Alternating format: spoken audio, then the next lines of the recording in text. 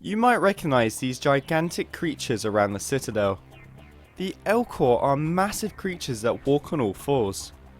They come from the planet Dakuna, a high gravity planet, and due to this, they have learned to walk slowly, as falling would be fatal to them. Due to their slow movements, this has shaped their physiology by making them deliberate and conservative.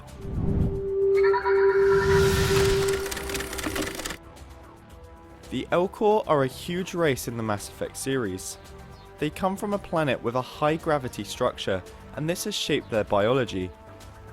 The Elcor are very slow moving, but they do have a very thick, tough skin.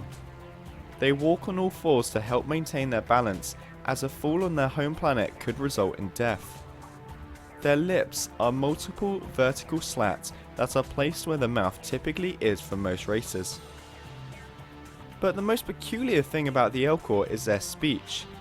Elcor speak in a very monotone voice. To other Elcor, they show feelings with movements and scent. Since their subtlety can and has led to some misunderstandings with other races, the Elcor prefix all their dialogue with an emotive statement to clarify their tone. So let's look into some Elcor history. Dakuna, their homeworld, is mainly a flat land.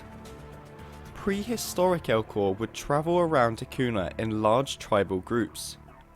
Similar to animals, the group would be led by the oldest and most experienced Elcor. In the first game, you can talk to the Elcor ambassador, and he tells you that the Elcor were just making it into space when they met the Asari.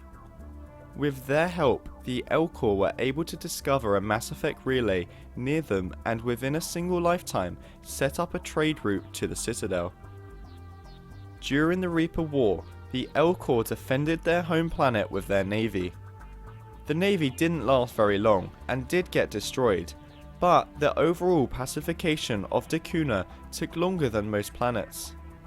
The reason for this is that the Elcor are scattered throughout the planet in settlements rather than having populated cities.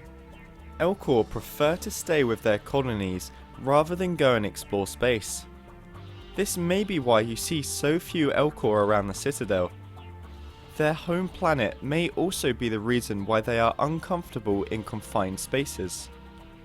Their culture is built on small, tight-knit groups, and their conservative nature means the Elcor government is extremely stable. Despite this, they are always welcoming to outsiders.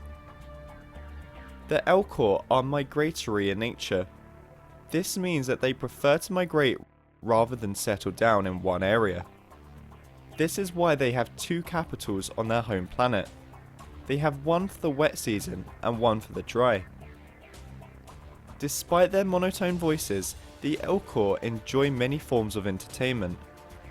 One Elcor named Forta was an artist and was known for making art that was so amazing that you would go mad if you stared at it too long. There was also an Elcor rendition of Hamlet.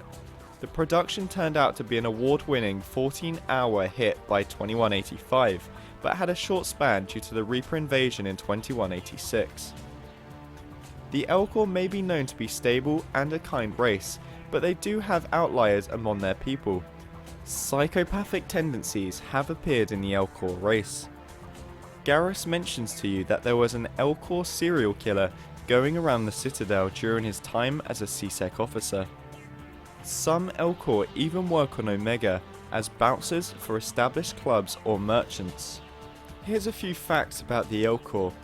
But the Elcor won the Best New Species of the Year award from the official Xbox magazine. The Elcor were originally going to have mouths similar to those of humans and Asari, but this was changed due to the extra work needed to lip sync their speech. Instead, Elcor mouths were changed to their current state where a short animation could be used repetitively without it being noticeable. Also, so far 2 female Elcor have been depicted in game. One can be seen in the advertisement for Elcor Hamlet on the Citadel, quoting one of Ophelia's lines, and speaks in a feminine voice unlike the voice used by other Elcor.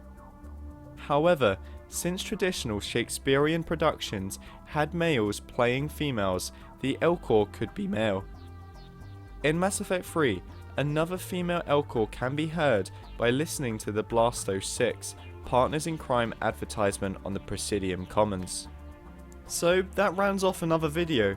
A short one for sure, but like some of the remaining races that we have left to cover, they are not extensively known and play a smaller role in the series than some we've already covered.